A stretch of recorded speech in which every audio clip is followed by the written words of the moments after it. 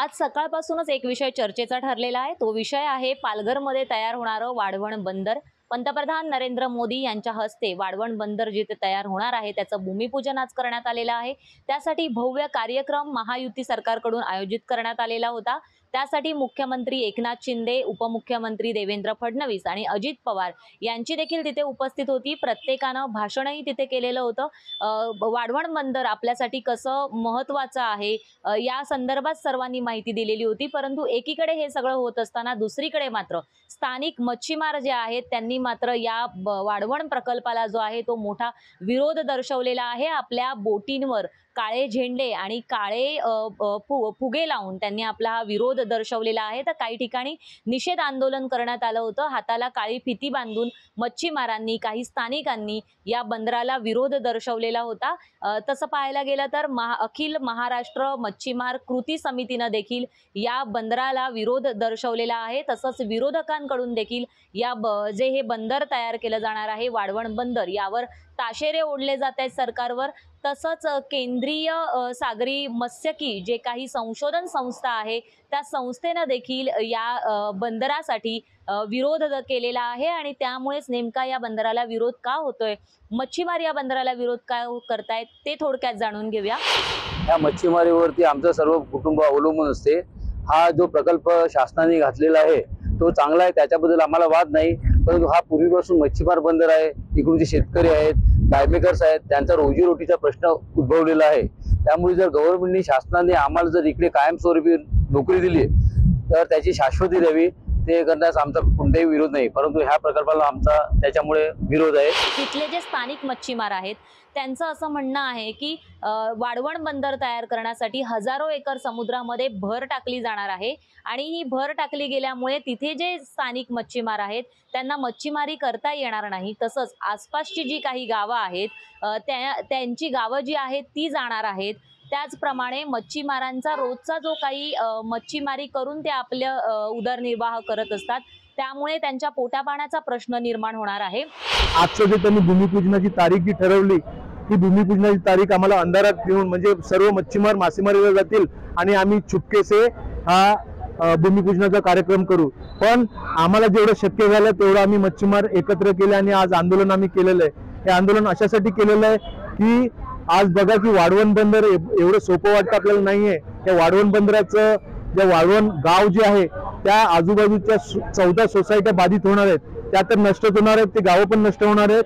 परंतु मुंबईपासून ते झाईपर्यंत, महाराष्ट्राच्या झाईपर्यंत संपूर्ण जे मच्छीमार फिशिंगसाठी या कॉन्टिनेंटल शेल्फवर गोल्डन बेल्ट ज्याला म्हणतो उथळ पाण्याचं ठिकाण जिथं आमचा पारंपरिक मच्छीमारीसाठी सोय आहे आणि अनेक मच्छीमार जे त्या भागामध्ये राहतात तिथे जेव्हा हे वाढवण बंदर तयार होईल तेव्हा या मच्छीमारांचं विस्थापन होणार आहे, ते स्थलांतरित होतील आणि या सगळ्या कारणांमुळे तिथले स्थानिक मच्छीमार जे आहेत ते या वाढवण बंदराला विरोध करताना पाहायला मिळतात। परंतु दुसरीकडे सरकारकडून मात्र हे वाढवण बंदर जे काही तयार होणार आहे त्याचं कसं भौगोलिक महत्त्व आहे, आपल्याला किती आर्थिकदृष्ट्या ते मदत करेल अशा प्रकारची कारणं समजावून सांगितली जात आहेत।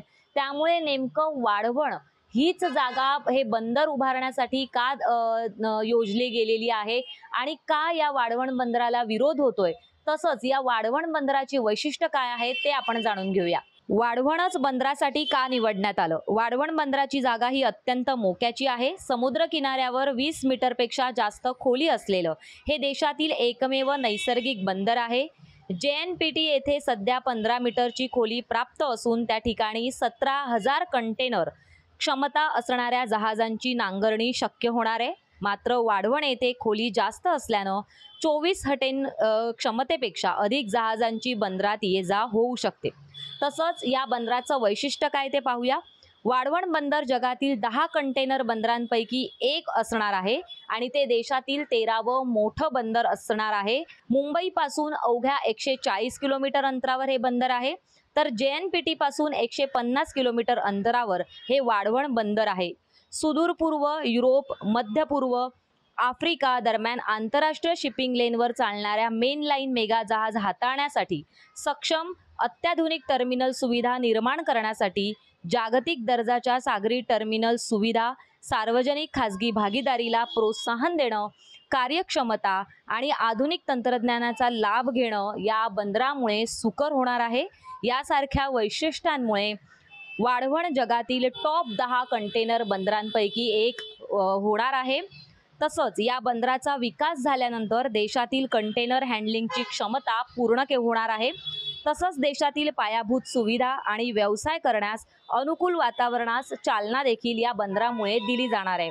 प्रकल्प विकासामुळे रोजगाराच्या संधी निर्माण होतील आणि टर्मिनलचं बांधकाम आणि कार्यान्वित करताना स्थानिक तरुणांना कौशल्य निर्माण करण्यास देखील मदत होणार आहे।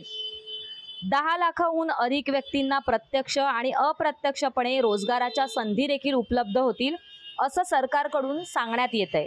तसंच ज्या मच्छीमारांच्या अर्थकारणावर व जीवनावर वाढवण बंदरामुळे विपरीत परिणाम होईल त्यांना राज्य सरकारच्या धोरणांनुसार भरपाई देखील दिली जाणार आहे। अशा संपूर्ण जी हे वैशिष्ट्य जे आहे किंवा आर्थिकदृष्ट्या कसं हे बंदर जे आहे ते भारतासाठी म्हणजे महाराष्ट्रासाठी आणि परिणामी भारतासाठी कसं उपयुक्त ठरणार आहे या संदर्भातली माहिती जी आहे ती सरकारकडून दिली जाते।